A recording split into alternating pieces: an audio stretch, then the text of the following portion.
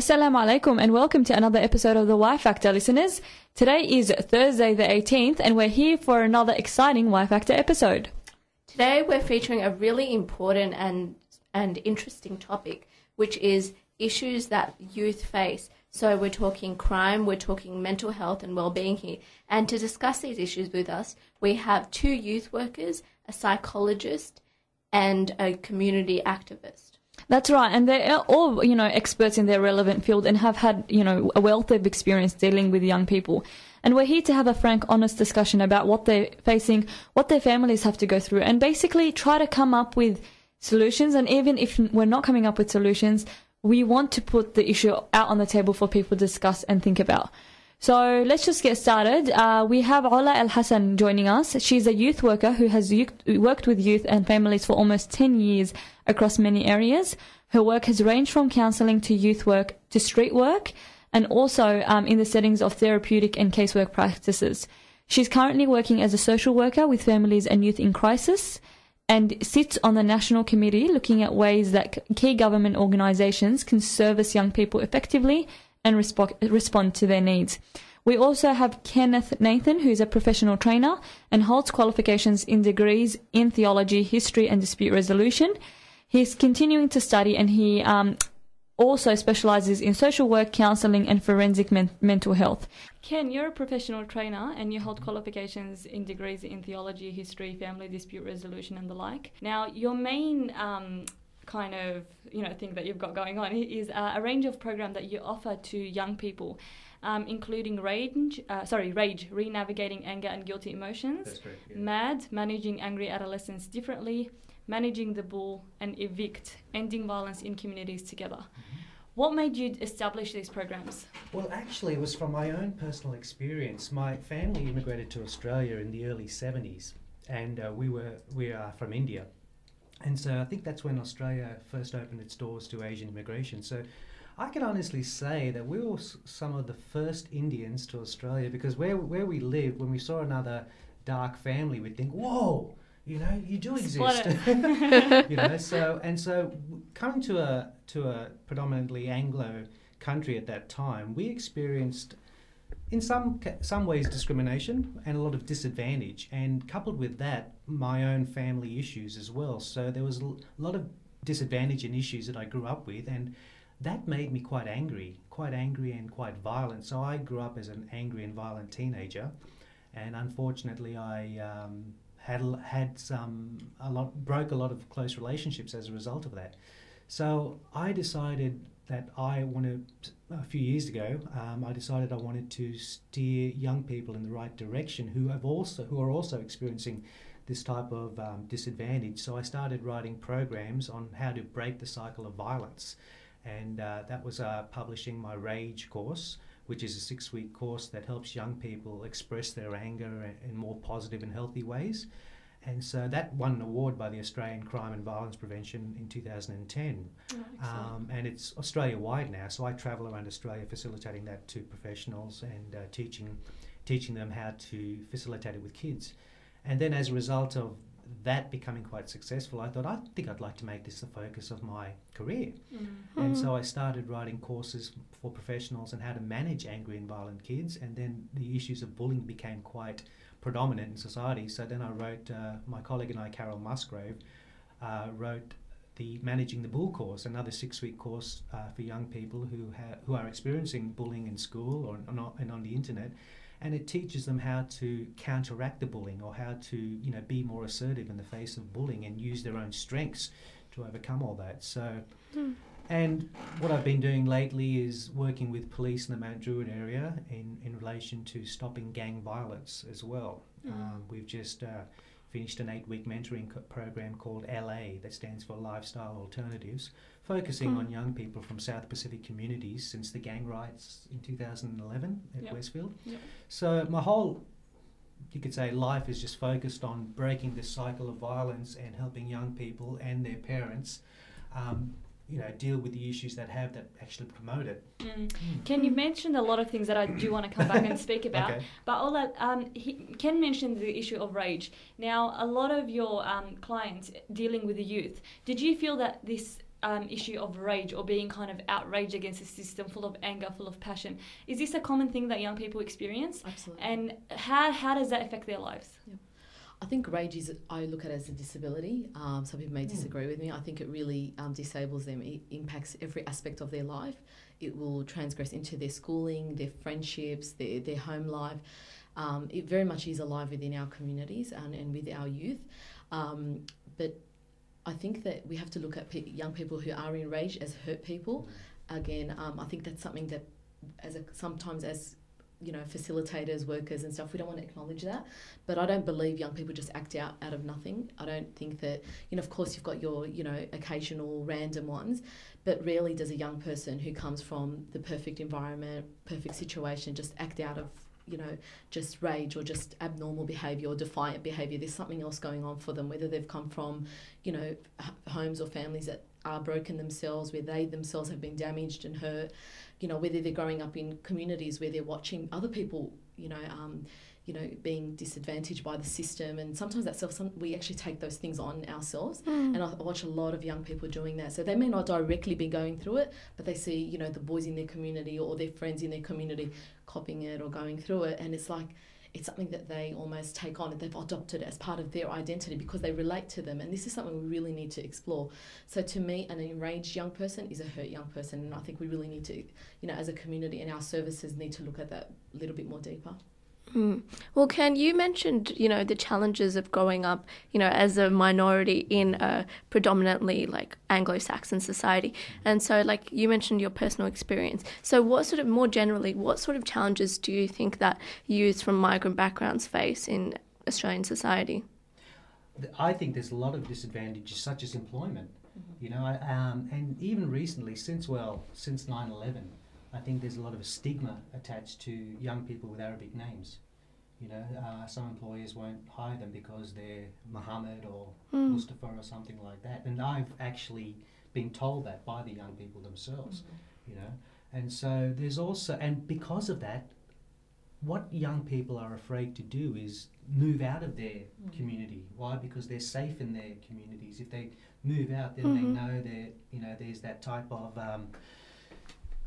the shelter, the insulation. Yeah, exactly. There's insulation in groups, and that's why they are joining gangs, because there's safety, there's insulation in groups as well, and because of that stigma attached to them, they feel more safe around people of their own culture, and I can understand that. Can I just add to that? I agree with you, Ken, because I think with gangs or groups or collective groups, that their motto really, whether it's a spoken motto or not, is come as you are, really. And if you think about our own families, our own communities, our own, our facilities, do we really have that motto? Just come as you are, with your tat, with your earring, with your whatever issue you've got. Come as you are. You know what? We'll deal with that.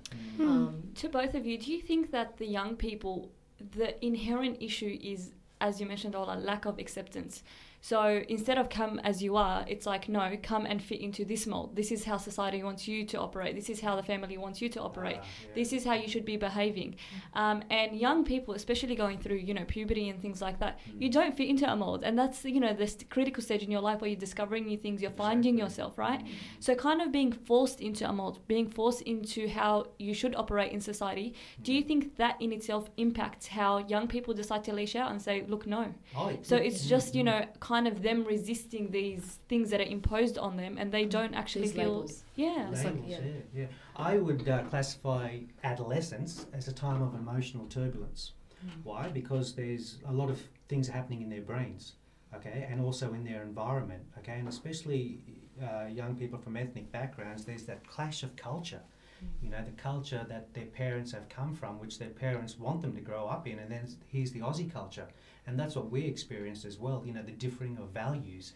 And so it's that time of emotional turbulence, and then there's that, turbulence around them as well. So they are reacting to all of that as well, which is kind of has a quite a hard effect on them to be able to, where do I fit in? It's like an identity crisis, especially when you come from a culture that says do not bring shame on the family.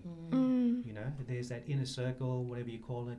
You only bring honor to the family, and so here they are with that pressure on them that this is the way they have to act. If they don't, then you bring shame on the parents, shame on and in some cultures, as I don't know, I think maybe in Indian cultures, if you do that, then you're disowned from the family. The ostracization.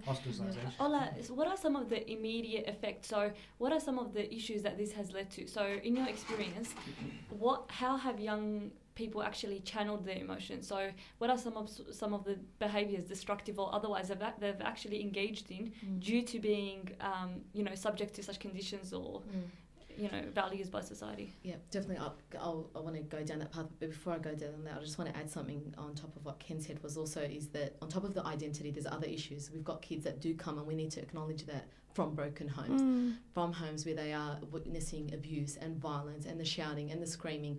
And we know as psychologists, social workers, counsellors, that the brain is forming even in adolescence.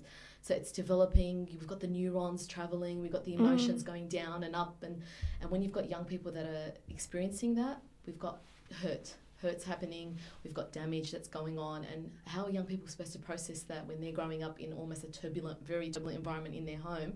So I think there are issues that also we need to really address, and that is domestic violence, broken homes, institutional crime really, and also family crime. So they are growing up with that around them, and then yet we're telling them take the straight and narrow. And it normalises the behaviour. If you see it done around you, you just think that's right. Well, exactly. They become desensitised to violence, and following on what Ola said, I can honestly say that 90% of the young people that have come to my RAGE course, the 6-week course, have been exposed to domestic violence in the home. Yep. That's why they're angry, and then it's been labelled, and I'm not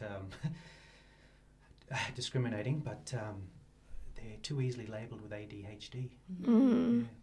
I mean, and the sad part is a lot of these people end up recreating the behaviours which sort of made them so angry in the first place. And it just, as you mentioned before, this cycle of violence, and it just perpetuates through generations because of the trauma they've experienced. Yeah. And can I just say, maybe I'm being a typical social worker, but I agree there is ADHD. I believe there is. I believe, that Hippocrates actually describes children back in their time, a certain type of child who reacted very abnormally to sugary drinks, who needed, and their remedy was to get them out in the olive fields and to run. So I think that, ADD, ADHD, defiance, they're real, they're there. Do I think medication is a solution? No. But I think until we start talking about them as a community, and their childhood conditions, they don't just develop in teenage years. They're usually children who are 7, 8, 9, 10, who are very defiant, who kind of follow basic house rules. And as parents, we do need to say, there is a problem. I'm not going to medicate you, because even the best psychologists who deal with ADD, ADHD and defiance disorder will tell you behaviour modification is actually the strongest tool to deal with that. So I think that's another thing that we really, again, as our community, need to address. I know when I see young people, I love to get a history. It's the social work in me. And when I look back at the history, the kid didn't just start trying to be defiant or troublesome, or you go back sometimes at 5 years of age or 6 years of age or 7 years of age, there's a pattern. And because, again, going back to what Ken and yourself were saying, we don't talk about things, we do sweep them under the rugs. I've got clients whose kids have got ADD, ADHD, will not go get treatment. And then when they do want to go get, and when I say treatment, I mean actually seeking behaviour modification. It could be as simple as we're talking about young kids now, 1, 2, 3 Magic, which is a amazing tool for kids who are very defiant, and it's not using drugs. It's actually looking at the food that they take and looking at behaviour, discipline and rewarding and all that stuff. Parents won't, because the shame of actually going and getting my child diagnosed, it means I failed for some reason. I haven't done my job. And the shame only exasperates with time. So when they get to that age at 17, 18, when they do get involved in whether it be gang violence, drugs or antisocial behaviour, again, sweep it even under the carpet even more and pretend that this child doesn't even exist. And Ken, as you mentioned, I don't think it's limited to the Indian community. I think it is a very ethnic thing. Saving face, that notion of saving face. You have to, my child is good, my child, but the thing is, everybody's children are experiencing these issues, so if people would just open about it and not try and present themselves as the perfect family, then people could actually deal with these issues. And there's such a stigma attached to mental illness, like you guys were mentioning. Well, a few years ago I was very involved with a program that was involved in schools, and one of the things that teachers would say to me, and obviously being of a Middle Eastern background, is What is it with the parents? Why is it when we call the parents up to tell them that their son has been mucking around in class, giving me a hard time, the parents always take the side of the child? Now, I'm not saying that you need to go out there and dismiss totally, your child's view. You have to hear them out, of course, and that's part of the communication process. But if you've got a teacher after a teacher after a teacher telling you that your son is defiant, doesn't listen, there's stuff there. You've got to really notice that and go, you know what, I'm going to do something about it. How can I work with you as his teacher, as his school? You do have a responsibility as my child's teacher to help me out. Where can I go for help? Well, I guess maybe because it's easier to place your child as a victim as opposed to thinking, well, maybe I've made some mistakes as a parent, or maybe there are some real issues my kid is facing, because they see it as a failure on their part. That's right. And then that transfers to our youth, who then, again, get in trouble sometimes with the system. It's not our fault. It's never our fault. Again, I'm not taking away from the system. It is a tough system, and sometimes it can be quite harsh, and there is elements of racism, but we can't always have this attitude that it's not our fault. We just can't. So do you think that's a big thing, like a sort of victim mentality that perpetuates among certain sectors of the community? I do, absolutely. I do. I would say, I'm going to get in trouble for saying this, but I think, definitely, I would say a lot of communities have this, a lot of disadvantaged communities, but I'll speak on my community's behalf, is I see it a lot with Arabic/Lebanese families, where we definitely don't want to acknowledge there's a problem. It's your fault. You're picking on my son. But what happens when the teacher is a Muslim teacher who's also Middle Eastern, and this is teacher telling you, I've got a problem with your child, Not to say that there isn't any systematic, injustice happening, but again, if it's happening time after time after time, you know what, I'm going to go get help. I want to intervene, because again, it's that train. If we don't intervene early, it's going to crash, and it's harder to pick up the pieces. Well, speaking of problems, a lot of, speaking to the elderly before we actually went for this segment, I actually spoke to some of the elder community members, and when you tell them we have real issues, they're like, oh, come on, that's just a movie, this is just this. As youth workers, can you actually let the public know some of the cases you come across, some of the issues that young people actually face? Because honestly, sometimes, I don't know if it's a matter of wishful thinking or kind of, out of sight, out of mind, but people are actually not aware of the issues on the streets. They think, this is not my family, this is not my child, this is not my community. This is some, lawless, running around. Somebody else's problem, basically. Someone else, somewhere else. But people are not aware of the entrenched issues in our community and in our society generally. What are some of the issues that you have been facing in terms of the youth? In one of the programs that I ran in Mount Druitt, we also invited the parents of the kids to come and get educated on how to deal with their behaviour, and also how to know the signs of whether your young person is involved in a gang. Okay, now we advertised that quite well, and guess how many showed up? 0. Not one. Not one. Yeah. Now that really shocked us, because here was a need that everyone was saying, oh, we really need this program, we really need that program, okay, and we provided that on a shoestring budget. And part of the strategy was to also involve parents and carers to come and be a part of this, so that they know and help them to see that our service is available, okay? But a lot of them just didn't even want to know about it. I mean, we said personal limitations and all that. So how do you bridge that gap between, getting these parents more involved? And personally, I can say, I don't know.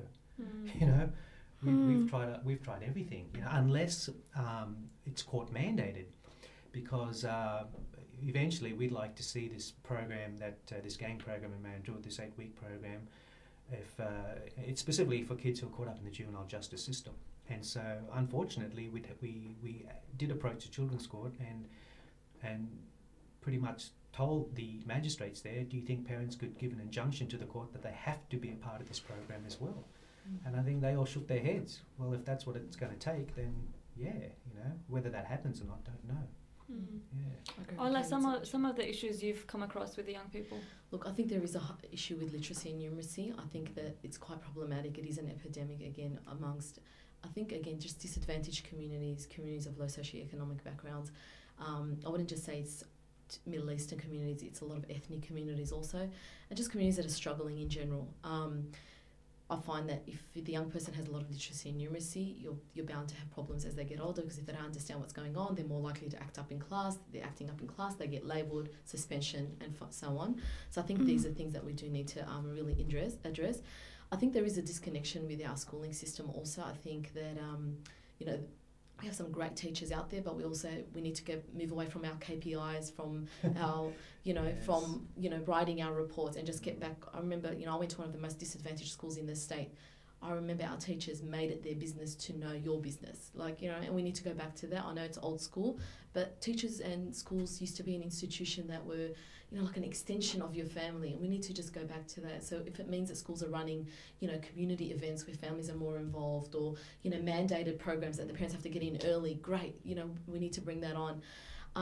I think there is a lot of, there is an issue with, I guess, respectful relationships also. We need to put that back on the table. This is something I think I'm going to get into a lot of trouble with, but I think our parents need to start, you know, parents of ethnic communities and multicultural communities, because again, it's not just a Middle Eastern problem, but, you know, within our community we need to start talking about real stuff. Talk to your kids about drugs, you know. They are experimenting, they're experimenting at a young age, they're experimenting with sex. The amount of kids I see, and, you know, I'm going to be real here, and they are from our community, because our community is going to have the same issues as everybody else does. It's going on. Talk to them before somebody else talks to them, because you'd rather it be you coming from a loving place, hopefully, or maybe an auntie or an uncle or, you know, a father, than their friends on the streets, because their friends aren't going to talk about respectful relationships. So these are things that are also going on. You know, I think also, I'll go back to what something Ken said. I think it really is a big deal for our kids. Unemployment is a real concern for them. I know professional men who've got degrees who are concerned about their name. You know, so if you think these are men on a more secure level, their self-esteem is supposed to be greater, they're not even living in western suburbs, and they have an insecurity about their names, their beard, their face, my image. Some of them have even changed their names. Yeah, I know a lot of, you know, there's stories I could tell you, or, you know, and I work in that unemployment field. We'll have a Osama segment, don't worry, go on. on. But I work in that unemployment field, and I do get access to that, and it is quite sad, and it's there, it's happening. But I guess, again, we're not the only community. I'm sure it's there with Aboriginal and Indigenous communities, Indian communities, but it's something that we do need to validate. It is problematic. And I think the other thing that's going on in our community is mental health. It is there. Let's put it on the table. Let's talk about it. Let's remove the stigma as well. That's right. And sorry to interrupt. Yeah, no, go. I'm releasing a course now. I'm the writer of courses, as you know. But I'm releasing a course early next year called Chillax. It's specifically for kids with ADHD. It's teaching them how to focus, how to manage their impulses, you know, and how to also manage their outbursts at times in class, because the dropout rate from school with kids with ADHD is quite high, you know. And what Ola said about the literacy and numeracy is a problem with parents too, you know. In a multicultural society, a lot of kids are their parents' translators, you know, and that's probably another reason why they don't take part in this. But late last year, I was asked by Chester Hill High School to come and run a conflict resolution program for 3 different cultures of kids who go to that school for the parents.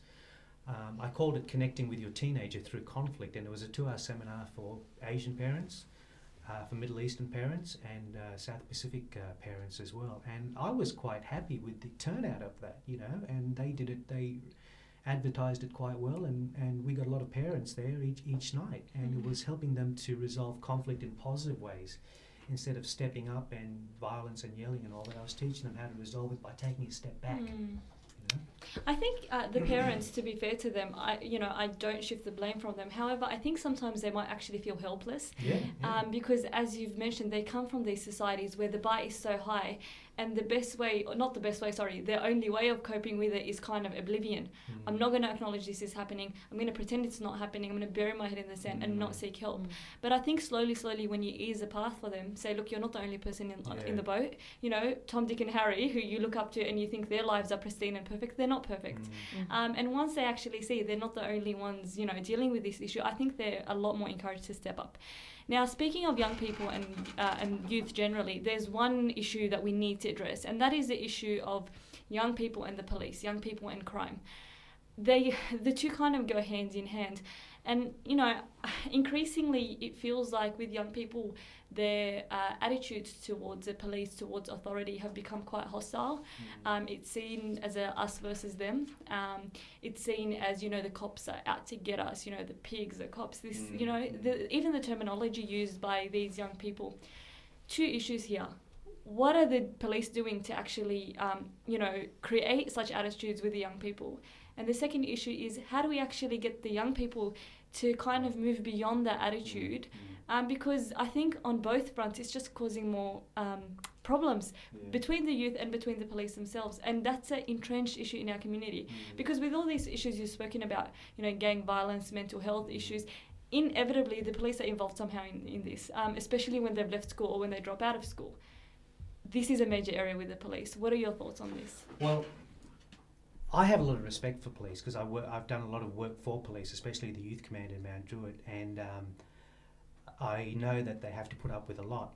But from what I know, I can say that police aren't trained on how to work with young people, especially ethnic young people as well. You know, if you look at it from this type of standpoint, okay, we have refugees coming here to Australia who come from traumatic backgrounds. Okay. Now, they would look at a person in uniform very suspiciously and would probably run because of what they've experienced. Now, police need to be educated on that, you know, and I think there needs to be, when it comes to mental health, they need to be more educated on mental health as well and how to respond to mental health, people with mental health issues too. And I think what is happening is quite positive with police is especially the PCYCs. Okay, now the PCYCs are going to open 7 new PCYC centres here in New South Wales. Okay, and I think that's good because the PCYCs are doing a fantastic job to bridge that divide between police and young people. Okay, and the programs that they run, the camps that they take these young people on, you know, some of the young people that came to the program, the LA program in Mount Druitt, would not have ever stepped into a police station or associated with the police. But what we did in that program, one of the strategies was to break down the walls that were dividing them, and that of course is through relationships, you know, and that's obviously, and their whole attitude changed. Now they're actually frequenting the PCYC centres as a result, you know, being involved in a lot of the activities there and all that, which is really good. So the more that these types of relationships can occur, especially through services like PCYC, you'll see that suspicion, that hatred for authority figures and all that can be reduced. Yeah. Look, I agree. I think pumping more into our PCYCs, pumping more, you know, funds or efforts and time into our PCYCs is a very valuable thing.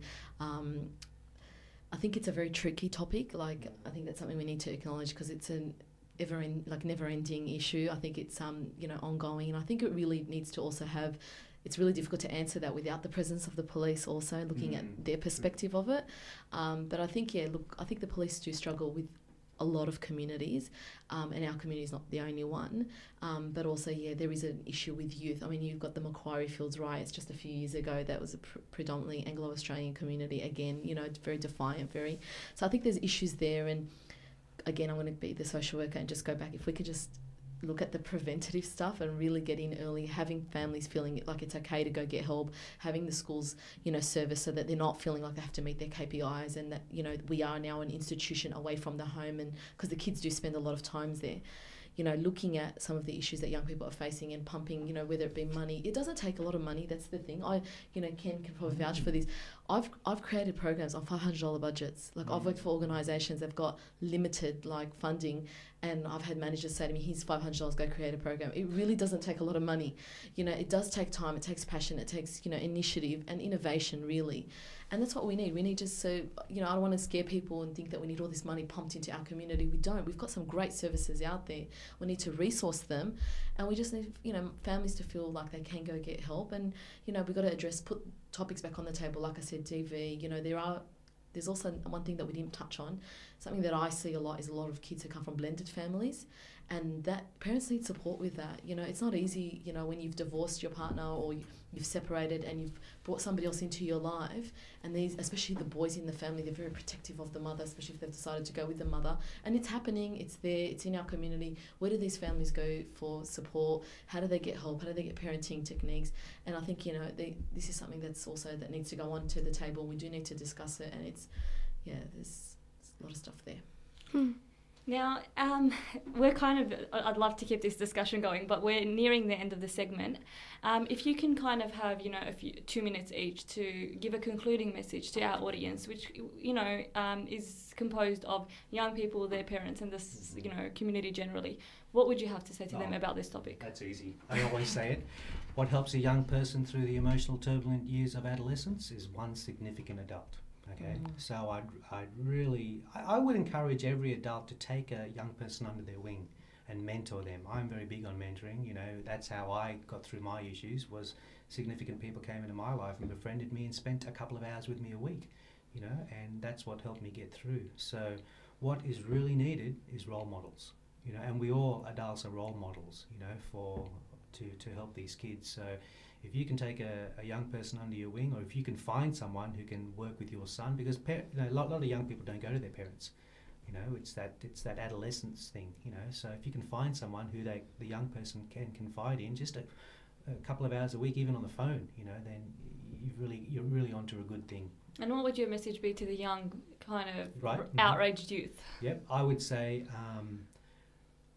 there are great services out there. Seek them out. You know. Keep your head up high, regardless of whatever country that you come from. You know, keep your head up high. Many opportunities here in Australia. Go for it. You know, don't let anything stop you. Don't let your race, your religion, or anything like that stop you. You know, fulfill your dreams and soar like an eagle. That was very profound. Great. What would you have to say? To the families, first parents, yeah. Look, I think. But raising children is the hardest thing to do. It's a tough gig, you know. And I feel my heart goes out to her parents. You know, special shout out to them all. I know it's not easy. I've got, you know, 2 little kids, and sometimes I feel like they're driving me crazy, and they're not even teenagers yet. So you know, we know it's not easy. It's hard, and it, you know, if we go back to the Chinese proverb, it takes a whole village to raise a child. And we're living in communities where sometimes mums are doing it on their own. Sometimes it's mums and dads. Sometimes it's you're lucky if you've got another third person in your life that can support you. You know, it's okay. We understand that, but get the help. There's nothing wrong with it. You know, just and then the other thing I'm going to say is love. I know it's quite simplistic. Is our children need love. You know, come as they are. Love. Tough love, soft love, kind love, gentle love, you know, love. Just give them your time and love. And that starts from a young age. We've got to do it from a really young age. They are our responsibilities. We bring them into this world. We are going to be questioned on that. Give them your love. Teachers, give them your love. You know, uncles, your love. You know, we are all responsible for our youth. And, so just love. Can I just say something to the young people? I think for our youth, just keep your head up. You create your own label. You make your own definitions in life. It's not easy being where you are, but don't let people label you. Don't let people's own expectations of you be the thing that drowns you. You rise above that and you make the difference. You can be the change, but you alone can do that. Well, we'll take a short inspiring break. Words there. Inspiring words, and let our audience chew over them. Ola and Ken, honestly, lovely having you on the show. Thank you so much. Listeners, we're going to take a short break. You're listening to The Y Factor on 87.6 FM. And yet, so hard, so hard.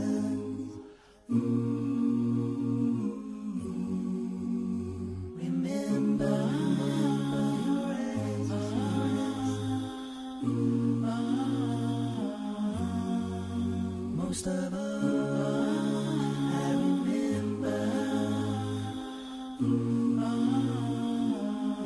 your smile. Where there's a right, there is no wrong. I always thought we were so strong, but our time just flew right by. There wasn't a chance to say goodbye.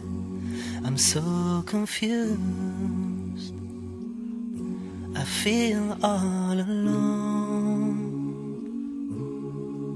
Deep in my heart I know Allah has called you home. But yet your smile still lingers in my mind. And yet it's so hard, I just break down and cry. I remember your eyes, find a way to melt my heart. Most of all, I remember your smile. Sometimes I lie awake at night, the pain in my heart I just can't fight. Why did you have to go away? Yet I know none of us can stay. You'll always be so special to me. In this world you'll always live as a memory. Whoa. But yet your smile still lingers in my mind.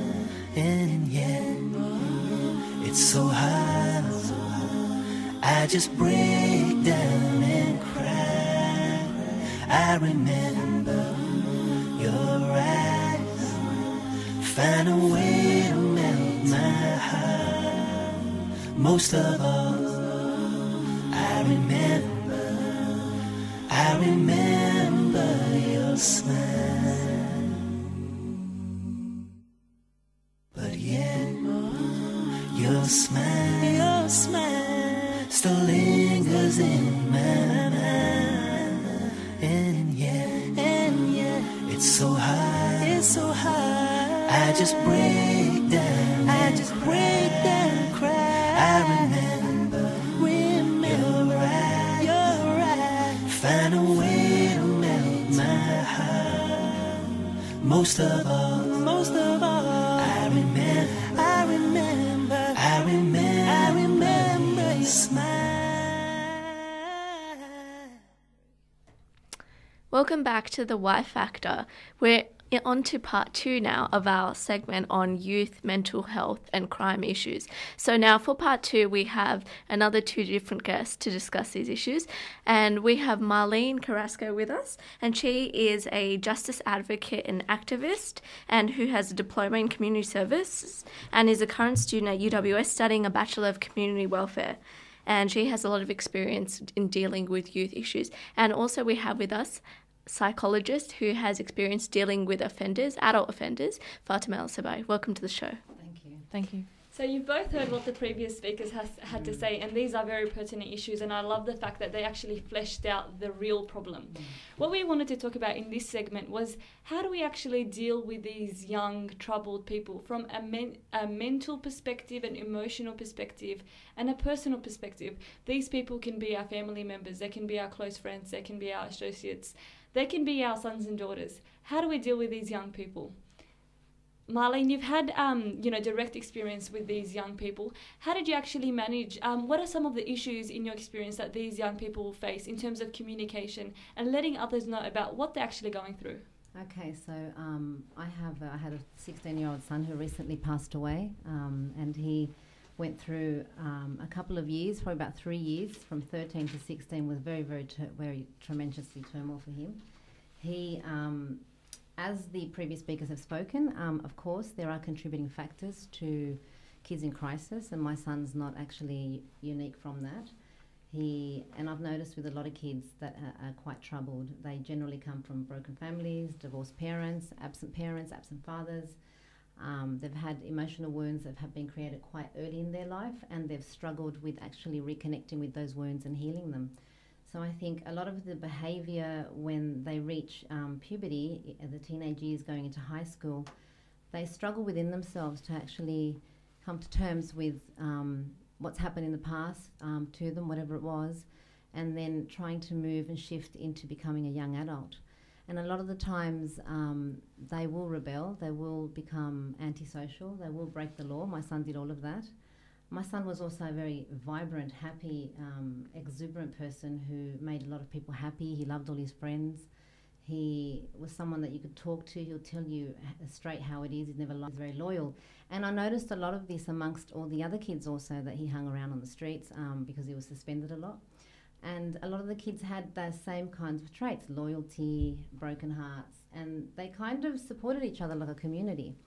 Some of the things that I went through was when my son did break the law, so I was involved in the justice system. When he ran away, he was very unique, so he didn't go to Campbelltown. I picked him up from the border of Queensland with 17 charges, from nothing to 17 charges. He had, in the time that he was suspended from school, the numerous times that he was suspended from school, he had become friends with another young unfortunate person who was in the care of the minister.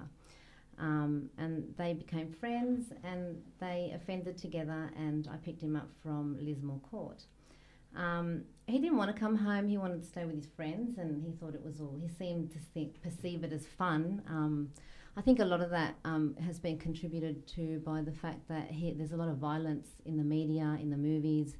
Cartoons are very violent. You know, there's a lot of contributing factors that we have not that much control over because it's everywhere. So I think kids do normalise a lot of those things, and kids that are quite, I suppose, brave and courageous, like my son was, and unique, they will take these risks and they won't really consider the outcomes until it was too late. So then I went post the court case and what have you. I spent lots of time on the street picking him up when he'd breached his bail. So he went through about a year of running away, and I would go out on the street on my own looking for him at nights in areas that were not really the areas that I would really go to, a lot of very low socioeconomic areas. Department of Housing, I'd be knocking on houses, looking for my son, asking kids to help me, and having him arrested and then going to court the next day so I would bail him out. The consensus from his juvenile justice officer, his psychologist, and everyone supporting him was that because he didn't have a criminal record, they didn't want to leave him in detention, so he could be further criminalised, he could make more friends. They also didn't want him going to a behaviour school because it would affirm those notions of criminalising him further. So I think for him, a lot of the issues were having a lot of closed doors and gatekeepers, in the sense that he did have a lot of supports. We did do, I know Ken personally because we did a lot of programs with Ken. He did have a psychologist, he did have a lot of support around him, and I'm studying social work. So for me, it was a massive pulling on the brakes, like Ola spoke. It was like hitting a brick wall when my son passed away. And, you know, I think that as a mum, you know, you have endless energy to chase after your kids. And although the times were very difficult at times, and you know, I cried a lot, and I was alone a lot of the time with Allah, and I did reach out and I did ask people to help me with my son. I bought my son a motorbike. We took him riding, not with Muslims, with people outside of our community. And a lot of the times I found that in my travels, the help didn't come from the Muslim community, it came from outside. And I think that that's one of the messages, really, the most important things, is that we need to rethink where we are as a community. Fatima, you work with offenders who are actually incarcerated.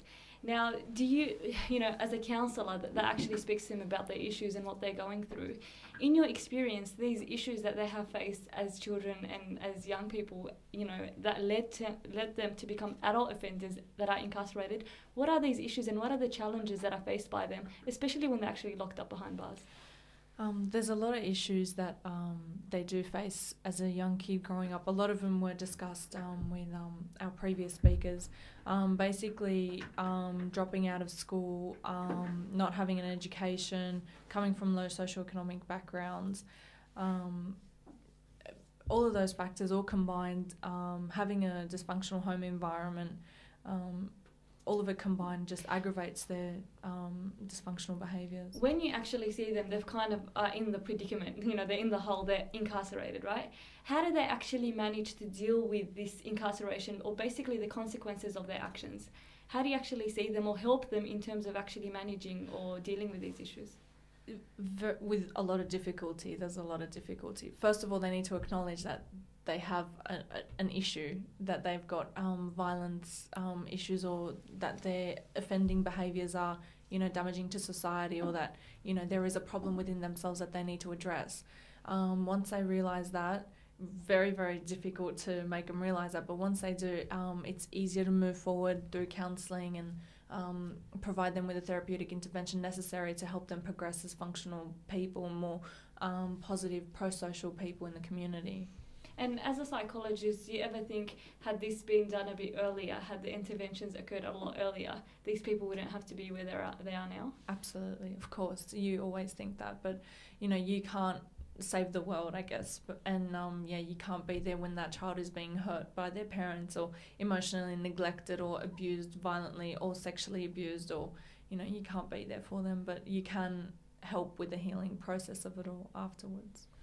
Marlene, as someone who's actually kind of observed a lot of young people go through their various challenges, what would be some symptoms, just for our listeners out there, that can help them identify when a young person is in crisis and when they need to do something about it and reach out for help? Well, I think mental illness is the unspoken illness, as it was mentioned before. I think that there's a lot of stigma around mental illness in the community, especially in the Muslim community.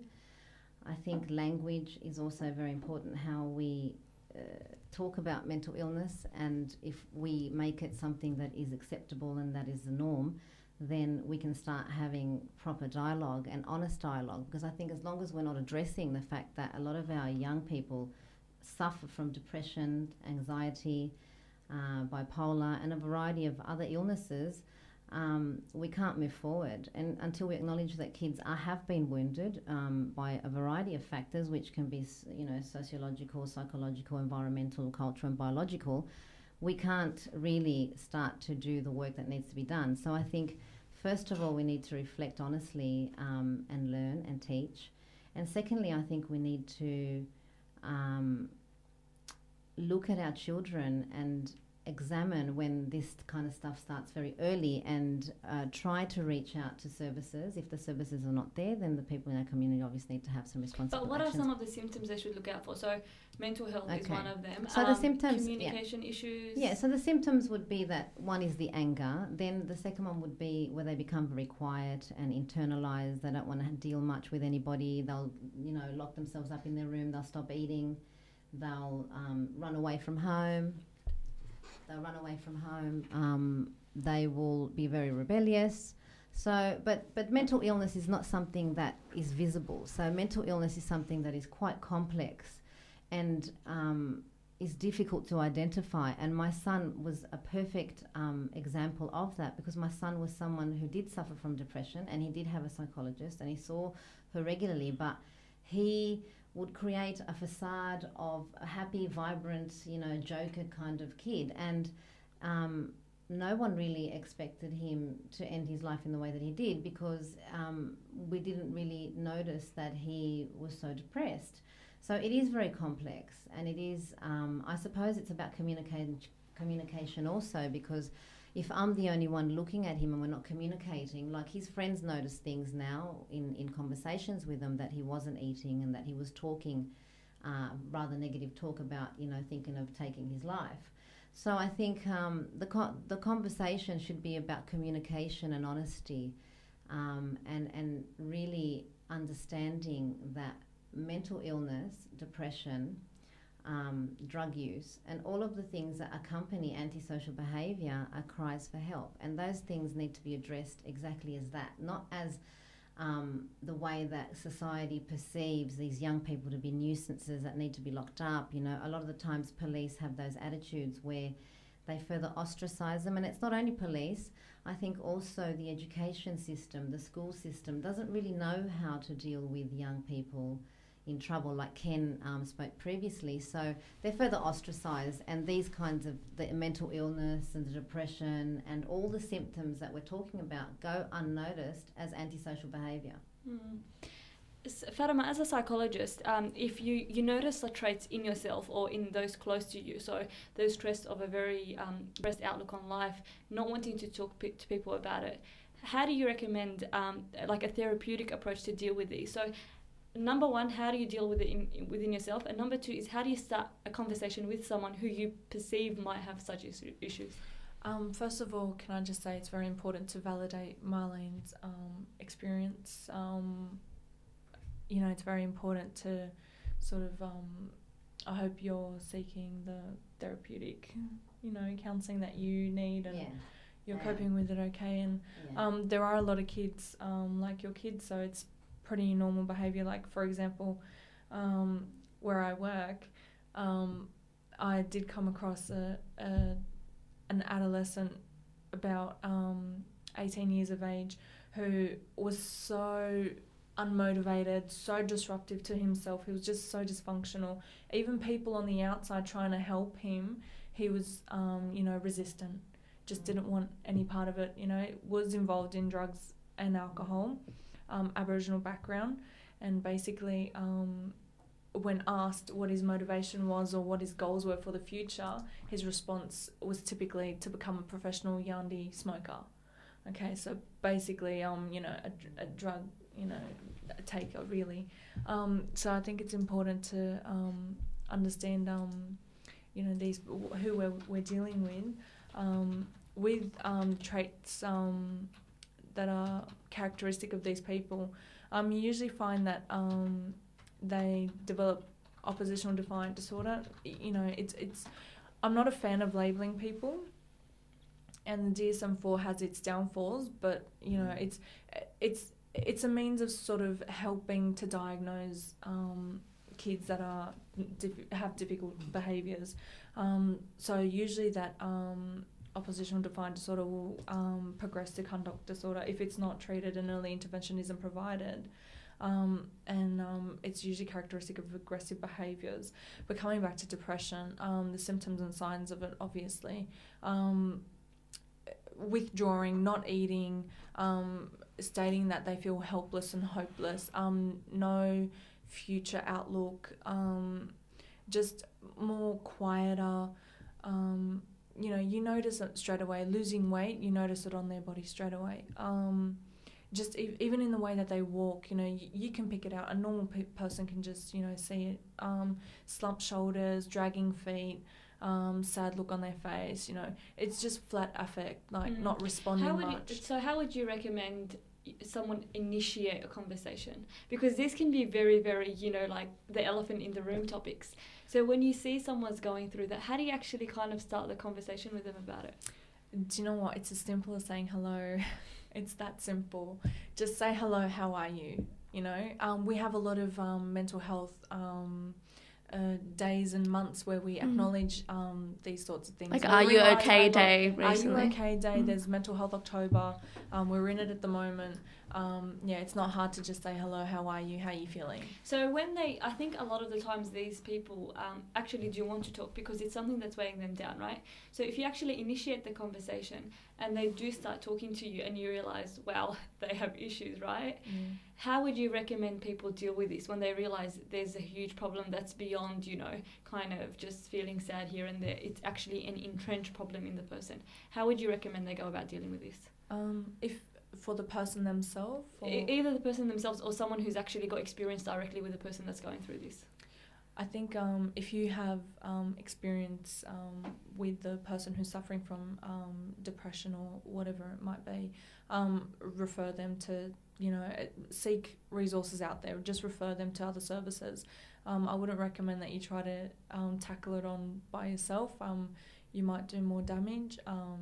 That you do need a lot of healing, a lot of empathizing, a lot of therapeutic techniques that you might not be equipped to deliver.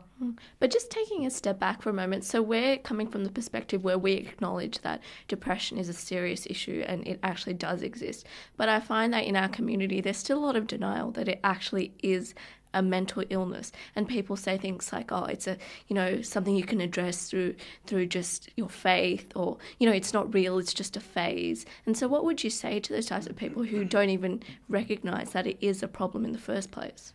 Religion can definitely be a means of dealing with depression. So whether it's your religion or whether it's engaging in your favorite hobbies or your passions and going back to your interests, just grounding yourself, just centering yourself.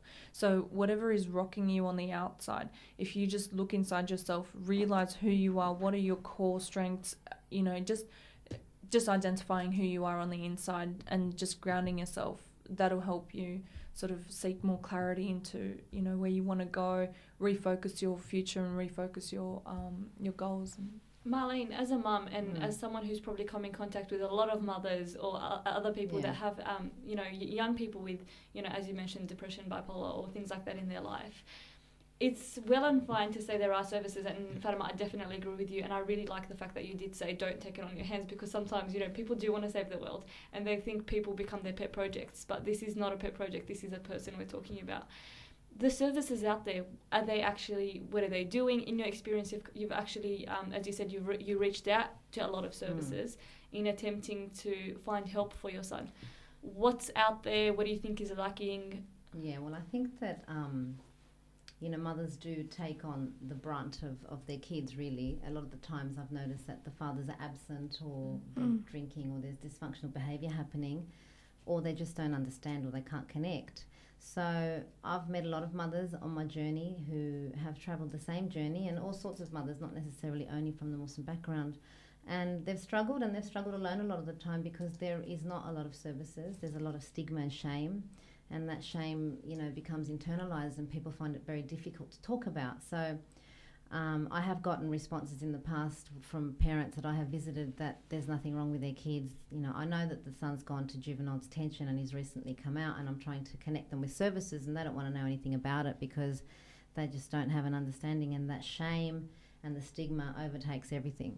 So the kid then doesn't get the help, doesn't get the access to the services. I think also within the juvenile justice journey, I think there's a lot to be taken advantage of if we could set up a juvenile justice support court officer from the Muslim community. There is an Aboriginal court officer, and I know that when I, as a Muslim woman with a scarf, approach another woman that's scarfed, she will open up to me. If I sit there and say, "Salam alaikum, sister," she'll open up, you know. Even Australian people, if depending on how you approach them, because you understand their journey and their pain, they'll allow you in. But in many occasions, I say in our community, the doors are closed. The doors are closed to the kids because the parents just are not able to reach out. The kids don't know. So for me, I think we need to do a lot of street outreach. I think that the key is on the streets with the kids. And reaching out to them. As far as religion, I think that I don't share the same belief that I do believe that religion has a point, but when a person is suicidal or a person is so angry that they're bashing holes in walls, and we're going to say la ilaha illallah, come on, let's go pray, they're not going to join in. It's not going to happen. And in some occasions it can, but generally there needs to be proper intervention. There needs to be a building of trust. There needs to be, especially for boys, there needs to be male role models. Like Ken said, they need to have mentors, people that they can slowly open up their hearts to. Because like my son, so many boys just totally seal themselves up, and they will let no one in unless they can see that these people are going to be trustworthy and they're not going to hurt them. Fatima, Ola ended her the segment on a note to parents about love. She said, you know, kind love, soft love. You know, what would your advice be to you, you know, any parents that are listening to our segment right now that might have young people dealing with these issues, that might be going through these tough struggle? What would your advice be to the parents in terms of their approach, and obviously acknowledging everything that we've spoken about in this episode in terms of the taboo, the shame, and we're not scapegoating parents. You know, it is hard, it is tough, you're doing it tough. But what would your advice be to them in terms of them coping, and also in terms of dealing with these very troubled teenagers? Okay. I'd start off by saying, through my experience, there's a lot of offenders that I deal with that are just like big kids. So they're kids in an adult body. My job is to try to help them grow with the love and the boundaries and the structure that they lacked growing up. So I provide that in a more adult type world for them so that they can manage to cope when they release into the community. Basically, I would just advise the parents, it's just so vital that they connect with their children. Their children need to see them as people that they can speak to like friends, not as someone who's going to give them a punishment. Or authority figure. Or authority figure, or be scared of them, or they're going to, bash me if I don't, if I tell them that I drop my marks at school. Or it starts off very small and problematic behaviours increase and get bigger and bigger the more they can't communicate with their parents. So it's so important to create an open environment, whether that's through family meetings on the weekend. You might want to make it less, not so formal, maybe say, around the dinner table, start off with one good thing that happened in your day and one bad thing, and that's encouraging them to speak out, initially, and basically just adopt little things in the house to make them sort of, engage in family hobbies and activities, so that they don't feel excluded. They feel like they belong somewhere. Otherwise, they go looking for it outside in the streets with their friends, doing drugs, getting earrings, tats, whatever they want to do. So it's okay to say no to your child. Definitely say no. They crave it. They want their boundaries. But yeah, you need to acknowledge also their feelings and what they want to do as well. Even if it's just to say, look, I understand you want to go out with your friends, but this is the issue with that. And, you list them all. Kind of explain it instead of stating the rule and not giving any leeway. Exactly. Exactly. It's as simple as that. Fatima, last year we spoke to you about the issue of males and how they actually have a lot more issues in terms of expressing their emotions, in terms of expressing how they feel, and especially when it comes to ethnic communities, because often you have, the mother-daughter heart-to-heart, but with the males, they kind of feel, I don't know if it's against their macho code or whatever, to speak about how they feel or how they're going, and often they just bottle up and, as you said, they kind of let it out in other ways, so they seek that company through other things that can be, antisocial or illegal. So what would your advice be to people who are trying to cope with these males who have just built up this wall and don't want to communicate with others? You've actually reminded me of a point that I made to make previously. It's basically they lack the words that they need to express themselves because they left school early, or they haven't had the education, but they just can't express themselves. They can't attach feelings to words, and they don't know what's happening to them. They can't verbalize it. It's very difficult for them. Basically, I just advise people dealing with them to maybe just help them find the words that they need, like help them connect certain things and, link up what they're doing with how they might be feeling. So you're doing drugs. Can you tell me about that? What got you into it?